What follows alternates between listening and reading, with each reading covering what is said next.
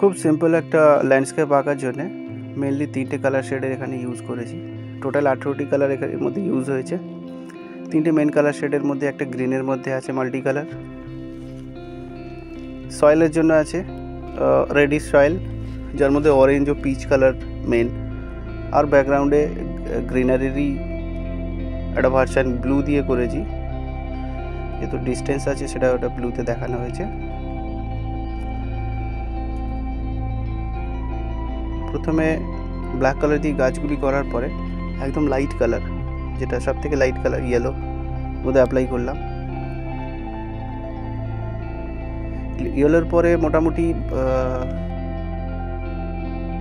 Green, yellow বা এই multi colour যে শেডগুলো ইউজ করছি, ক্যামেলের 50 শেড বক্সের মধ্যে সবই এগুলো অ্যাভেলেবেল থাকে। লাইটের পর একদম ডিপে না গিয়ে মিডিয়াম ডিপ অ্যাপ্লাই করতে হবে। আস্তে আস্তে স্টেপ ওয়াইজ কালারটাকে ডার্কারের দিকে নিয়ে যেতে হবে। একদিকে লাইট ছাড়তে হবে আর লাইটের অপোজিট দিকটা হালকা ডার্ক করতে হবে মিডিয়াম গ্রিন বা ডিপ গ্রিন দিয়ে। তো এখানে গাছের স্টেমগুলো আমি ব্ল্যাকই করলাম, কারণ ব্রাউন, এই ব্ল্যাকের ওপর দিয়ে ব্রাউন অ্যাপ্লাই করলেও সেটা ভিজিবল হবে, তো সেটা নেক্সট পার্টে দেখা যাবে। লাইট গ্রিন দেওয়ার পরে সয়েলটা করে নিই।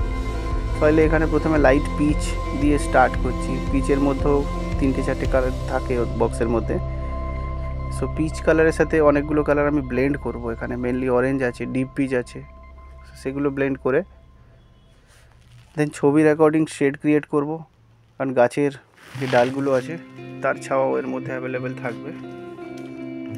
একটু ইয়েলো অকার দিয়ে দিলাম, কারণ যত মাল্টি কালার ব্লেন্ড করব তত ছবিটা দেখতে ভালো লাগবে।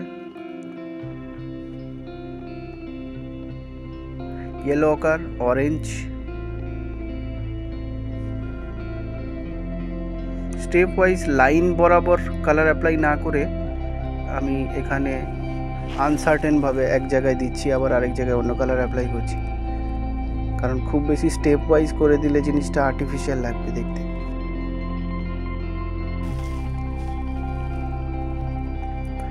ব্যাকগ্রাউন্ডে দূরে ডার্ক কালারটা আমি দিয়ে দিচ্ছি, পেপার হোয়াইট ছেড়ে দিচ্ছি যাতে সানলাইটটা ওখানে শো করা যায়, কারণ লাইটটা আমি ওই পোর্শান থেকে গাছের যে জঙ্গলের পোর্শানটা দূরে রয়েছে, তারপরে যে ল্যান্ডটা আছে ওখান থেকে লাইটটা আমি ক্রিয়েট করার চেষ্টা করব। এখানে একদম ডিপের মধ্যে আমি purple, deep blue, teal blue এগুলো দিয়ে ব্লেন্ড করে দূরের একটা বুশ দেখাবো, যেটা অতটা ভিজিবল বা অতটা ক্লিয়ার নয়। এখানে প্রুশিয়ান ব্লু ও পার্পল আমি অ্যাড করলাম। এর ওপরে পোর্শানে লাইট কালারগুলোই দিতে হবে। লাইট কালারের মধ্যে টিল ব্লু আছে মেন, কারণ যখনই এখানে গাছের মধ্যে যে কালারটা দেওয়া আছে টিল ব্লু এর থেকে একটু ডিফারেন্ট কালার আছে। অলিভ, লাইট অলিভ এগুলো ব্লেন্ড করব, কারণ সিঙ্গেল কালার হলে ছবিটা দেখতে ভালো লাগবে না। সবকটি গাছ একই বংশোদ্ভূত নয়, সুতরাং আলাদা আলাদা শেড হবে। অনেক রকম গাছ থাকে, অনেক রকম ডিস্টেন্সে থাকে, সেই জন্য তার কালারগুলো ডিফারেন্ট হয়। সবকটা পাতা সবুজ হলেও যেহেতু আগে পিছে বা আগে পরে রয়েছে গাছগুলো বা ফগের কারণে, এইসব কারণে গাছের মধ্যে বিভিন্ন রং দেখা যায়। সো সেই জন্যই টিল ব্লু আছে, অলিভ আছে, লাইট অলিভ আছে, ডিপ আছে। সামনের গাছটাকে পাতাগুলো আমি হাত দিয়ে ব্লেন্ড করে নেব, পেপার যাতে ছিঁড়ে না যায় বা ড্যামেজ না হয়, ঠিকঠাক ব্লেন্ড হয়, সেই জন্য আগে থেকেই পেস্টটিকে একটি টেবিলের মধ্যে ফার্মভাবে পেস্ট করে নেওয়া দরকার আছে সেলোটেপ দিয়ে। আমি রাইট হ্যান্ডে ইউজ করেছি লাইট পোর্শনটা ব্লেন্ড করার জন্য, আবার লেফট হ্যান্ডে আমি ডার্ক পোর্শনটা বেশি করছি, যাতে এই রং ওই রঙের সাথে মিশে গিয়ে স্পট ক্রিয়েট করে ছবিটি নষ্ট না করে। এটা কেয়ারফুলি করতে হয়।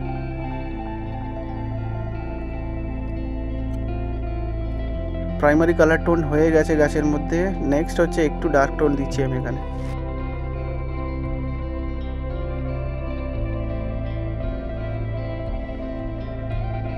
যে টোনে দিচ্ছি সেটাকে ব্লেন্ড করে দিচ্ছি।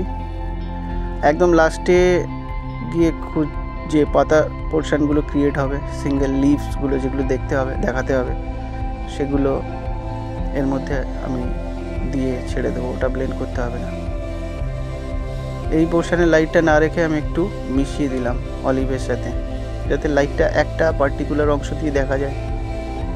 এবারে মাটির পোর্শনটা ব্লেন্ড করার সময়, কারণ মাটিতে আরও কালারের মধ্যে দিতে হবে, খুব বেশি লাইটের মধ্যে রাখা যাবে না।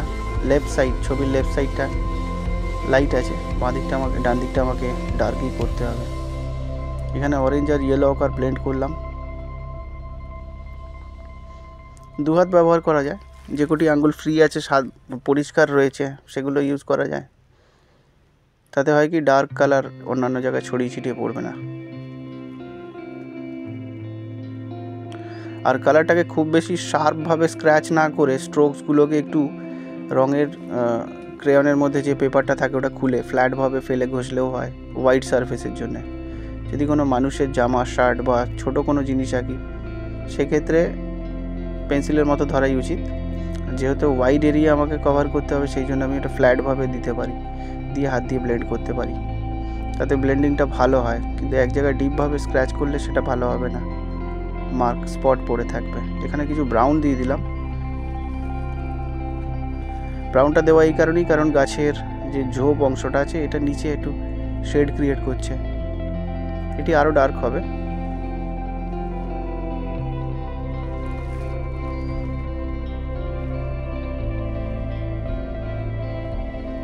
ছবিতে লাইট রাখতে গেলে বেশিরভাগ অংশই আমি ছবির স্কাইটাকে হোয়াইট রেখে দিই। এটাকে আমি হোয়াইট রেখে দেবো, কারণ এখানে এত গাছপালার মধ্যে যদি আমি ব্লু, ওখানে স্কাইটাকে ব্লু অ্যাপ্লাই করি, সেক্ষেত্রে ছবিতে আলো কমে যাবে। ছবিতে আলো কমে গেলে সেই ব্রাইট জিনিসটা আসবে না, তার সাথে এই একদম এক্সট্রিম লাইট গ্রিন যে গাছটা আছে সেটা ম্যাচ নাও করতে পারে। সেই রিস্কটা অ্যাভয়েড করার জন্য আমি আকাশটাকে সাদাই ছেড়ে দেবো। যখন ফার্স্ট সেকেন্ড স্টেপ হয়ে যাচ্ছে, তার নেক্সট স্টেপে গিয়ে আমি আরেকটু ডিপ কালার দিতে সাহস পাচ্ছি, যাতে ছবিটি খুব তাড়াতাড়ি খারাপ না হয়ে যায় ফুল স্ট্রোকে। নিচের পোর্শনে অনেকটা সাদা আছে, সামনে এই পোর্শনটা, সুতরাং এইখানটাও কভার করতে হবে। সেটা পিচ হতে পারে, ব্রাউন হতে পারে। ব্লেন্ডিংটা খুব সঠিকভাবে করতে হবে। মাটি যেরকম ডিরেকশানে, যেরকমভাবে পড়ে রয়েছে মাটিটা, সুতরাং হরাইজন্টালি হাত রাব করলেই ভালো হবে। সেরকমই গাছের পাতা যদি লম্বা থাকে, লম্বাভাবে হাতটাকে রাব করলেই ভালো হয়।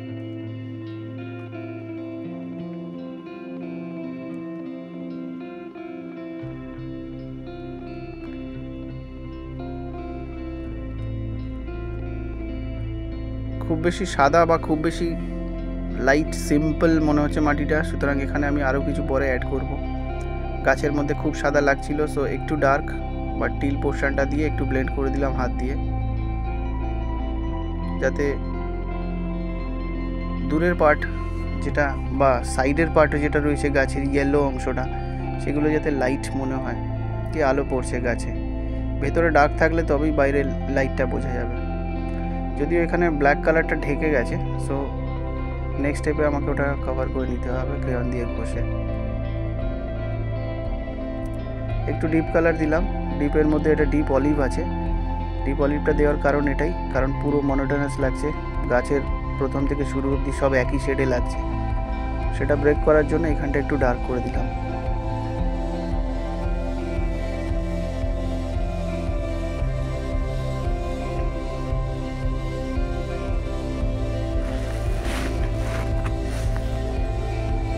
গাছের শেডগুলো আরেকটু ভিভিড করে দিলাম। এবড়ো খেবড়ো মাটি এবং তার ছায়া একটা থাকে, খুব পরিষ্কার পরিচ্ছন্ন হয় না, সো পাথর থাকতে পারে বা এবড়ো খেবড়ো মাটি থাকতে পারে, তারই একটা টেক্সচার এখানে ক্রিয়েট করে দিলাম। কিন্তু এটা মাথায় রাখতে হবে, যখন মাটি আঁকছি, জেনারেলি ইন্ডিয়ান ভিলেজ বা গ্রাম্য পরিবেশে এখানে হয় কি লাল মাটি থাকে, সো সেই লাল মাটিতে আমাদের পিচের সবকটা শেড আমরা ইউজ করতে পারি। অরেঞ্জ দিতে পারি, ব্রাউন, রেডিশ ব্রাউন দিতে পারি, চকলেট ব্রাউনও কিছুটা দিতে পারি, অরেঞ্জ আছে, ইয়েলো অকার দিতে পারি। তো এই কটা কালার যদি আমরা ঠিকঠাক ব্লেন্ড করতে পারি, সঠিক রঙ আসে, এর থেকে বেশি কিছু দরকার হয় না। তবে একটু এক্সট্রা এফেক্ট আনার জন্য আমাকে আরেকটু কিছু দিতে হবে। এই পোর্শনে আমি যে লাইট কালারটা দিচ্ছি, এইটা হাত দিয়ে ব্লেন্ড করব না, কারণ পাতার যে শেপটা রয়েছে একদম এন্ডিংয়ে যে শার্প সেইটা আমি দেখাচ্ছি। সো আর একটু ডার্ক কালারও দিয়ে দিলাম।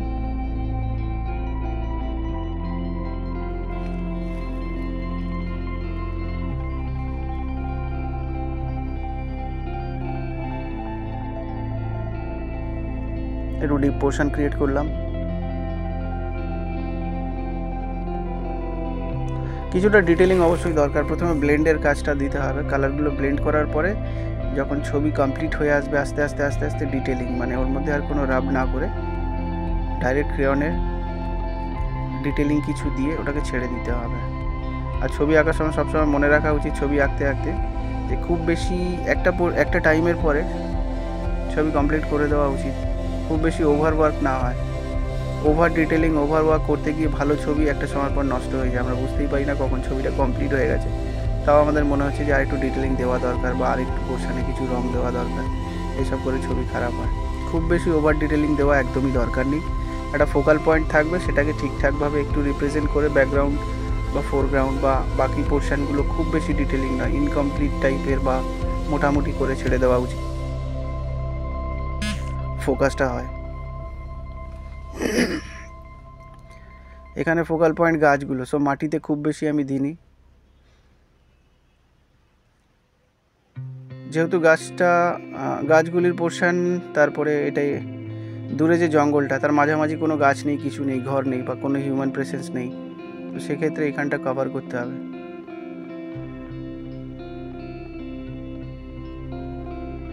গাছের পোর্শনগুলো ঢেকে গেছিলো, সো আমাকে আবার রিক্রিয়েট করতে হলো এটা ব্ল্যাক দিয়ে, এটা ইজি।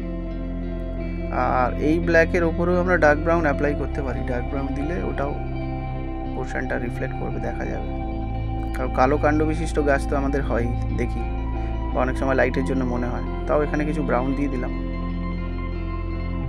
ডিজিটাল স্ক্রিনে এটা কিরম লাগছে জানি না, তবে অরিজিনালি ব্রাউনটা খুবই ভিভিড থাকে, পরিষ্কার দেখা যাচ্ছে ব্রাউনটি।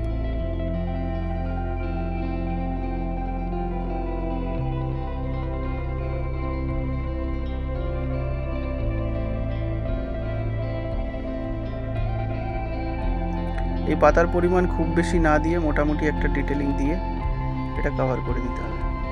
দূরে আর সামনে গাছের মধ্যে আর কিছু প্রেজেন্ট নেই, সো এখানটা কভার করে দেওয়া উচিত।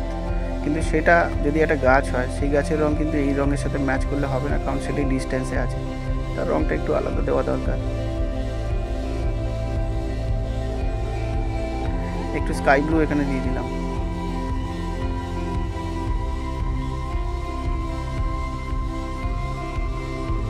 কারণ কালার ব্লেন্ডিং যত মাল্টি কালার ব্লেন্ড হবে তত ছবিটা রিচ হবে দেখতে, স্যাচুরেশনটা অনেক বেশি থাকবে। কিছু কিছু জায়গায় আমি এখানে ইয়েলো পুট করেছি, খুব বেশি নয়, অল্প।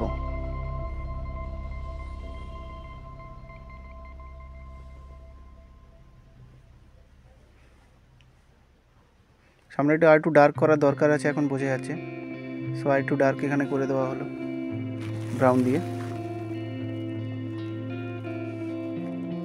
এখানে খুব বেশি চকলেট বা ডিপ ব্রাউন ডার্ক ব্রাউন দিয়ে ছবিটা নষ্ট হতে পারে, সো লিমিটেড দেওয়াই উচিত। এই শেডে যে এখানে মাটির মধ্যে যদি কোনো গাছের শেড পড়ে, সেখানে কালার ব্লেন্ড করে আমি পার্পেলের সাথে ব্রাউন মিশিয়েও দিতে পারি, সেটিও দেখতে ভালো লাগে, খারাপ লাগে না। Deep purple light purple blend করে দিতে পারি এখানে।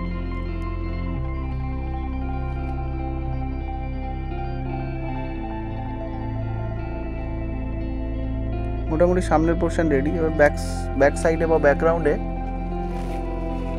দূরের গাছগুলি আরেকটু বাড়িয়ে দেওয়া হলো।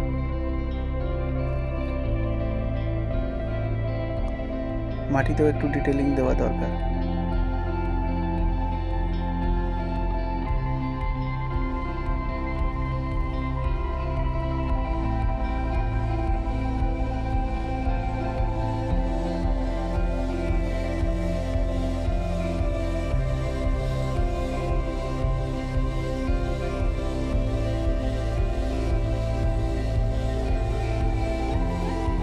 ডিপ ইয়েলো প্রেসেন্স,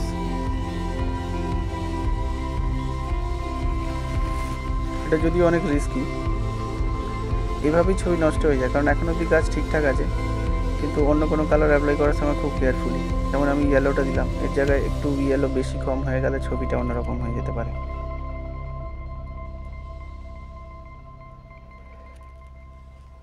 গাছের সব থেকে সরু যে কাণ্ডগুলো সেগুলি ক্রেয়নে করা সম্ভব না, সো আমি এখানে 12B ইউজ করলাম। 8 লাইনের 12B পেন্সিল দিয়ে ওগুলো করা যায়, খুব সরু লাইন স্ক্র্যাচ করলো করার জন্যে। যেটা আমি স্কেচ পেন দিয়ে করছি ওটা ক্রেয়নেও করা যায়, সো একই। আর স্কেচ পেন দিয়ে ড্রয়িংটা স্টার্ট করার একটাই রিজন হচ্ছে গিয়ে যাতে সহজে বোঝা যায় স্টেপ ওয়াইজ। কারণ আমি যদি ক্রেয়ন দিয়ে করতাম ব্ল্যাক, তাহলে ব্ল্যাক ক্রেয়ন আমি প্রথমে ওখানে দিতেই পারতাম না, আমাকে প্রথমে গাছটা আঁকতে হতো, পাতাগুলো, সবার শেষে আমাকে ব্ল্যাক অ্যাপ্লাই করতে হতো। তো সেটা স্টেপ ওয়াইজ বুঝতে একটু প্রবলেমেটিক হতে পারতো, সেই জন্য আমি আগেই স্কেচ পেন দিয়ে দিয়েছি যাতে বোঝা যায় যে গাছগুলো এখান থেকে স্টার্ট হচ্ছে। আর যদি শুধু পাতা দিয়ে স্টার্ট করতাম তাহলে আমাকে পরে ব্ল্যাক দিতে হতো, কারণ ব্ল্যাক আগে দিলে সেটা ব্লেন্ড হয়ে ছবি নষ্ট হওয়ার চান্স থাকতো। এখানে পার্পল কিছু দিলাম আমি লাইট, কারণ মাটির অংশের মধ্যে একটা মনোটোনাস ব্যাপার চলে আসছিল, সো এখানে একটু ডিফারেন্ট কালারের ব্লেন্ডিং দরকার ছিল বলে দিলাম। এই যে ল্যাভেন্ডার বা ভায়োলেট কালার একটা থাকে, সেটা খুব ভালোভাবে ইউজ করা যায় লাইট পোর্শনে।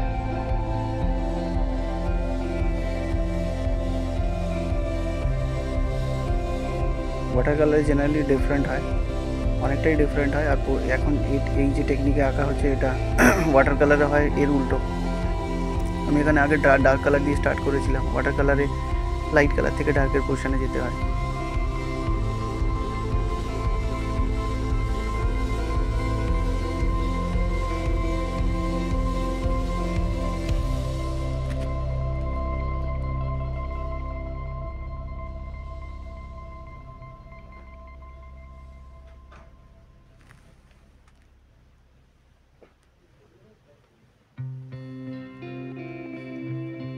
এখানে যে গাছটি হবে সেটি ব্লু কালার দিয়ে আমি করবো ভাবছি। ব্লুর মধ্যে অনেকগুলো শেড থাকে, 50 শেডে ক্যামেলের, সো এখানে সেই ব্লু দিয়ে আমি একদম লেস ডিটেলিং থাকবে, কিছুই ভিভিড বা অত ক্লিয়ার কিছু না, জাস্ট ওই জায়গাটি যে মানে ওভার লাইট পোর্শনটা অনেক বেশি আছে, ওটাকে কভার করার জন্যে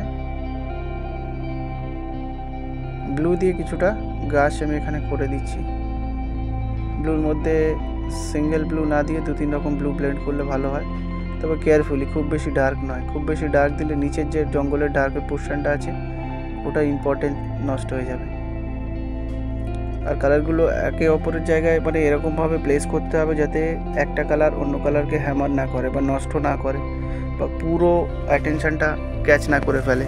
যেমন এখানে গাছের মধ্যে লাইট পোর্শন আছে, ডান দিক যত গাছের ডান দিকের পোর্শনে তত ডার্ক হয়ে গেছে, দূরের গাছে যে টিল কালারটা আছে ওটার একটা আলাদা ইম্পর্টেন্স আছে, ওই টিল কালারটা নষ্ট হয়ে যাবে যদি আমি এই গাছটার মধ্যে ওভার বেশি টিল দিয়ে দিই, তো সেটা মাথায় রাখতে হবে। আর যেহেতু মাটির ওপরে অতটা লাইট আমি দেখিয়েছি, সুতরাং আকাশের মধ্যে অত লাইট আমার দরকার নেই, ওটা কভার করে দিতে হবে। আলো চারদিকে ছড়াছড়ি হলে ভালো লাগবে না, যদি লিমিটেড জায়গা থেকে আলো ফোকাস হয় বা আলো রিফ্লেক্ট করে কিছু জায়গা থেকে, ফাঁক থেকে বা খুব কম স্পেসের মধ্যে থেকে, তখন সেটার ইম্পর্টেন্স বোঝা যায়। এই যে গাছটার মধ্যে আমি এটা ব্লেন্ড করে দিলাম, যেটা বলছিলাম যে স্ক্র্যাচ দেওয়ার খুব বেশি দরকার নেই, সেই স্ক্র্যাচটাকেই কভার করতে হবে। এরকম শুধু স্টেমটা দেখালেই হবে, বাকিটা ব্লেন্ড করলেই হবে।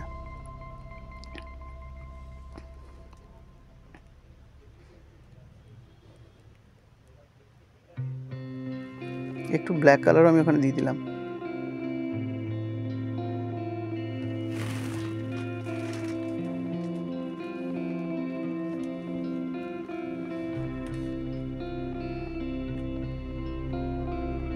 নিচে অত্যাধিক বেশি সাদা পোর্শনটাকে আমি কভার করে দিলাম এখানে ডিপ কালার দিয়ে, কারণ চারদিকে আলো রাখার দরকার নেই।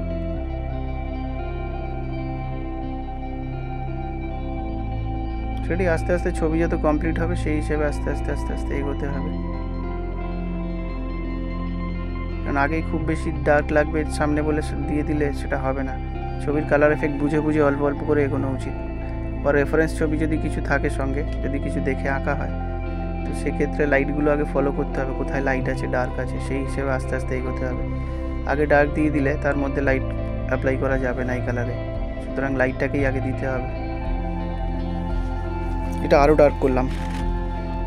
আর এখানে এই প্যাটার্নের যত এই নিচের পোর্শনটা যত ডার্ক করা হবে, উপরের লাইটটা তত বেশি দেখতে ভালো লাগবে। এই গাছের গোড়াটা যত অন্ধকার হবে, দূরের লাইটটা তত ভালো লাগবে দেখতে।